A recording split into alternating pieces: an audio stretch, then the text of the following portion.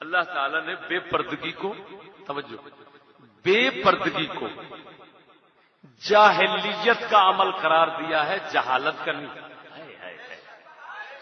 اللہ جل شانہ فرماتا ہے وَلَا تَبَرَّجْنَ تَبَرُّجَ الْجَاهِلِيَّةِ الْأُولَىٰ۔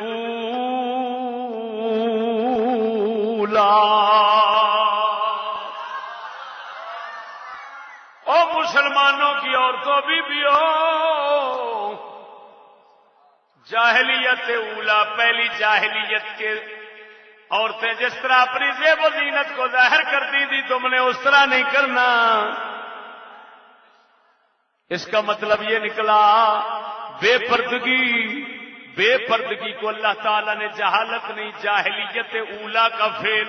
اور توجہ فرما ذرا، توجہ فرما یہاں پر تبرج الجاہلیت الاولی، جس طرح جاہلیت پہلی جاہلیت کی عورتیں پہلی جاہلیت حضرت نوح علیہ الصلوۃ والتسلیم سے، حضرت سیدنا نوح علیہ الصلوۃ والتسلیم کی آمد شریف سے پہلے کا جو دور جاہلیت وقفے کا گزرا، جس میں کوئی نبی رسول نہیں آیا، اس کو جاہلیت اولی کہا جاتا ہے، پہلی جاہلیت کہا جاتا ہے۔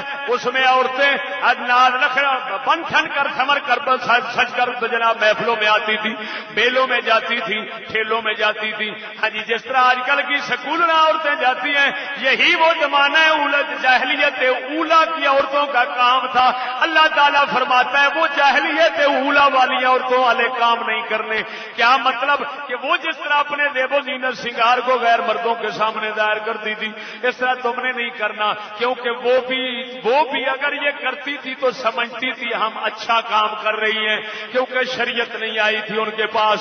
ہاں جی، اور جب تم بھی کرو گی تو پھر دیکھ لینا وہ جاہلیت والے کام تمہارے اندر شروع ہو جائیں گے۔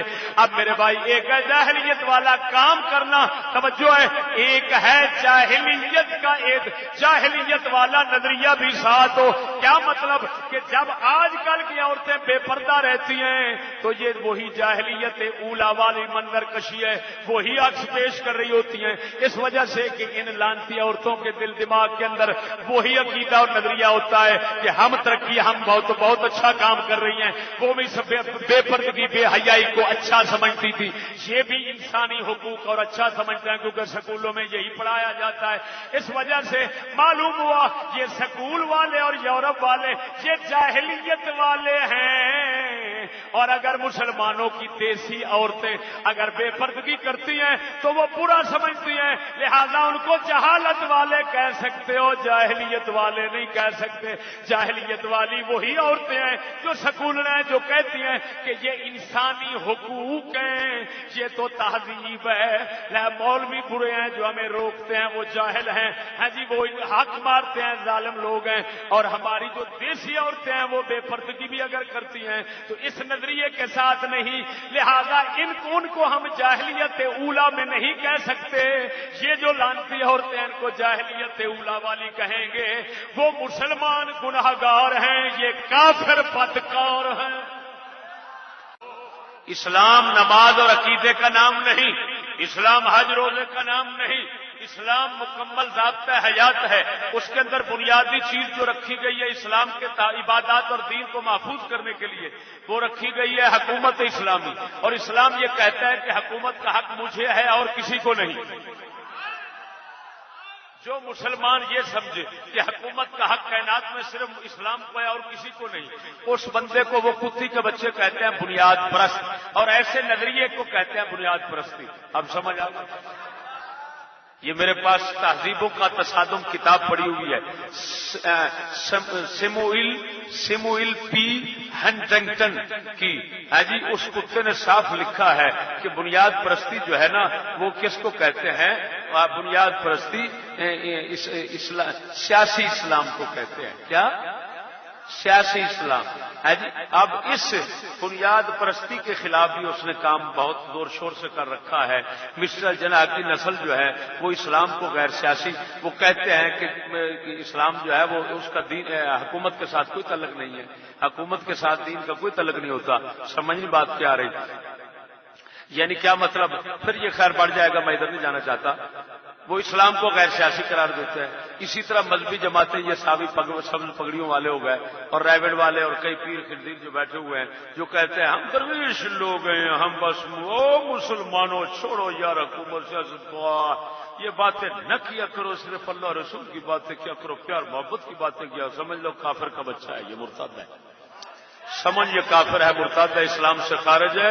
اس لانتی نے وہی نظریہ یورپ کا اپنا رکھا ہے. اس کو لادین سیکولر لادین جو ہے وہ نظام حکومت کہتے ہیں. سمجھیے لادین حکومت اسی کو کہتے ہیں اور سیکولر حکومت اسی کو کہتے ہیں. تو اسلام کو غیر سیاسی سمجھنا یہ کفر ہے بدترین کفر ہے. مسلمان وہی ہے جو یہ سمجھے کہ اسلام حکومت کا حق اسلام کو ہے اور اسلام کی حکومت وہی ہوگی جو ہر بات میں اسلام کی بات کرتی ہو.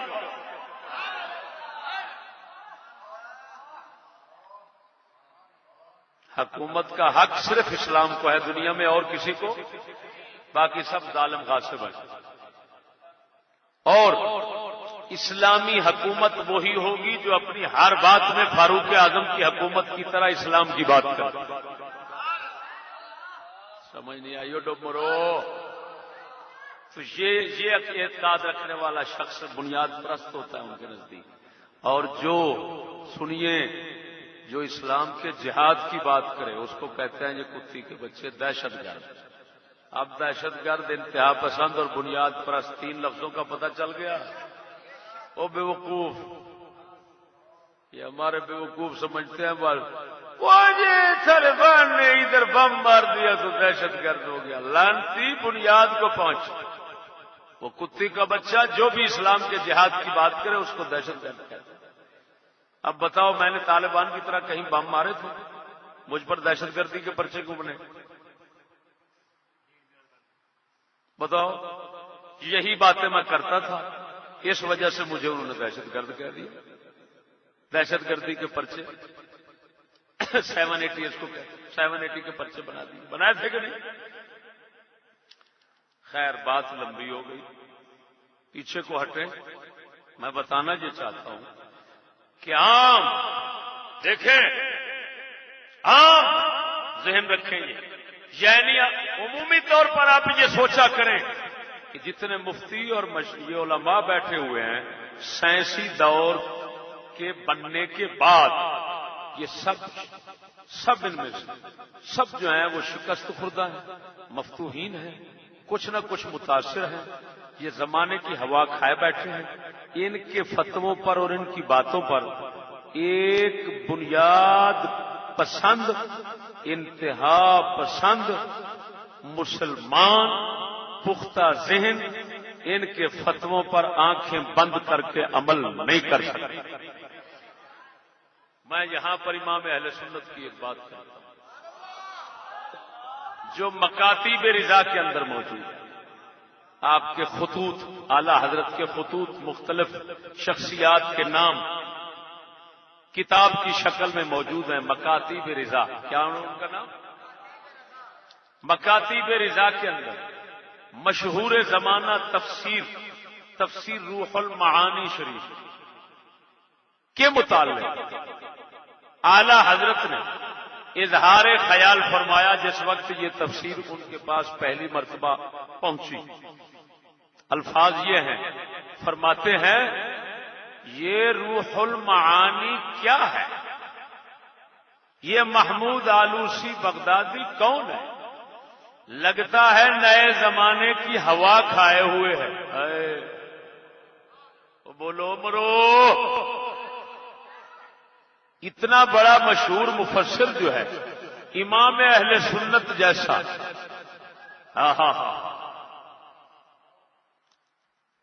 جو امامت کے اوصاف کے ساتھ مکمل متصف ہے, جب ذرا سی خامیاں دیکھتا ہے تو یہ کہنے پر مجبور ہو جاتا ہے کہ لگتا ہے نئے زمانے کی ہوا کھائے ہوئے. معلوم ہوا تفسیر روح المعانی کے مندرجات جو ہیں ان تمام کے ساتھ اتفاق نہیں کیا جا سکتا کیونکہ حضرت متاثر ہو گئے, اور میں نے بھی تحقیق کی ہے کہ واقعی متاثر ہیں. اب یہ ایک اور بات ہے کہ خود صاحب روح المعانی کا ہی وہ کام ہے جو گڑبڑ ہے، یا ان کا بیٹا ہوا ہے نعمان آفندی، وہ کٹر وہابی خبیث تھا، تو یہ اس کی طرف سے یہ گڑبڑ ہے۔ بہرحال ہے ضرور کمال ہے امام اہل سنت کی کہ وہ اس گڑبڑ سے واقف ہو گیا۔ وہ مسلمان اندھا ہو کر مت چل اس زمانے میں بے وقوف۔ یہ امام اہل سنت کی بات ہے، اور اگر کہو تو اقبال کی سناؤں۔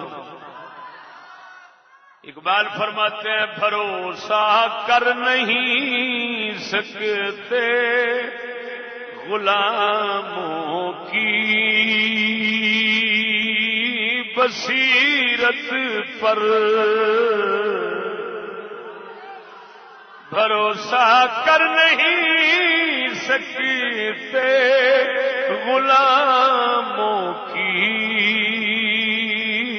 بصیرت پر،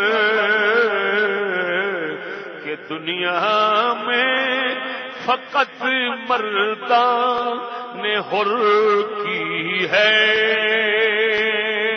نظر بینا۔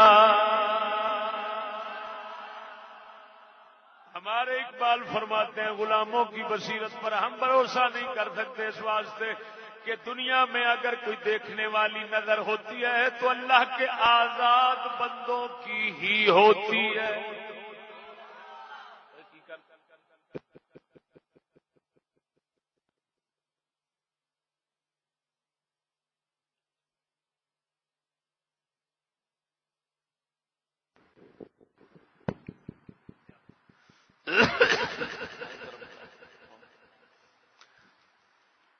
سمجھ نہیں آئی بھائی؟ اچھی عجیب بات یہ ہے اس کائنات میں، اس وقت اس نئی کائنات میں اس کروڑوں غلام ہیں، لیکن وہ غلامی کا احساس نہیں رکھتے۔ ہے جیسے بچپنے اور شروع دن سے پنجرے میں آنے والا پرندہ اپنے آپ کو پنجرے میں ہی آزاد سمجھتا ہے، یہ کم وقت اسی طرح آزاد سمجھتے ہیں، مکمل پنجرے میں ہیں اور خود کو آزاد بھی سمجھتے ہیں۔ اس وجہ سے ان کا اپنے آپ کو آزاد سمجھنا یہ بھی ان کی غلامی کی پیداوار ہے۔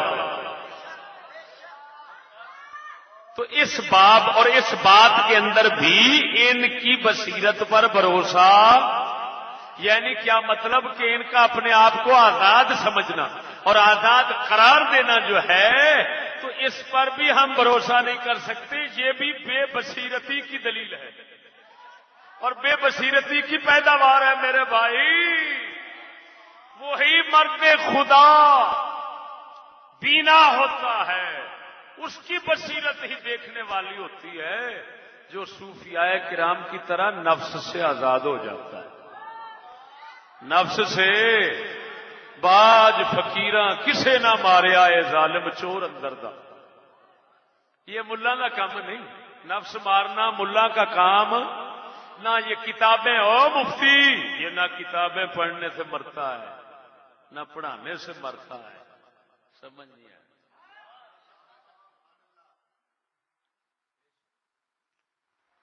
اتنے کام نہیں ہو پڑھن پڑھاو دا، چج سکھ لے یار مناو، بابا بلے شاہ ساڈا فرماؤں ہے اتنے کام نہیں، اتنے پڑھن پڑھاؤ دا کام نہیں، حقیقت اسی ویکھی بیٹھے ازمائی بیٹھے ہیں۔ مفتی صاحب، حضرت صاحب، شیخ الحدیث صاحب جتنا زیادہ عرصہ پڑھاتے ہیں اتنا زیادہ نفس موٹا ہوتا ہے۔ حضرت کا نفس پھٹ پھٹ کر فرعون بنا ہوتا ہے، اوپر سے درویش لگتے ہیں، اندر سے فرعون ہوتے ہیں۔ ایمان سے کہتے ہیں۔ اسی وجہ سے اگر ان کو اپنے شاگرد کی جوتیاں سیدھیاں کرنی پڑے نا تو وہ سمجھیں گے کہ قیامت ٹوٹ پڑی۔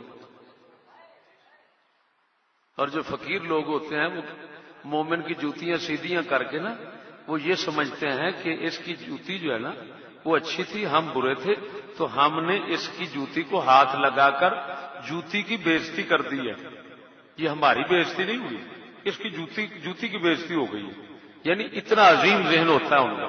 اور جب تک تمہیں معلوم ہے نفس زندہ ہے تو پلید ہے. جیسے برتن پلید ہے، برتن پلید میں جو بھی چیز ڈالو گے وہ پلید ہوتی چلی جائے گی. نفس زندہ ہو تو پھر دین بھی آئے، جو وہ پلید ہوتا چلا جاتا ہے، صحیح نہیں رہتا، پاک نہیں رہتا. جب نفس مر جاتا ہے تو پھر دین پاک ہو. جب نفس پاک ہو گیا تو دین جو اس میں آیا وہ بھی پاک رہتا ہے. پھر نفس پاک دین پیش کرتا ہے. اسی وجہ سے جی علماء ظواہر جو ہیں یہ اسی وقت تک حق دین حق کے صحیح وارث بن کر تبلیغ کرتے ہیں جب تک کہ یہ یا تو خود صوفی بن جائیں یا کسی صوفی کے ہاتھ میں آ جائیں.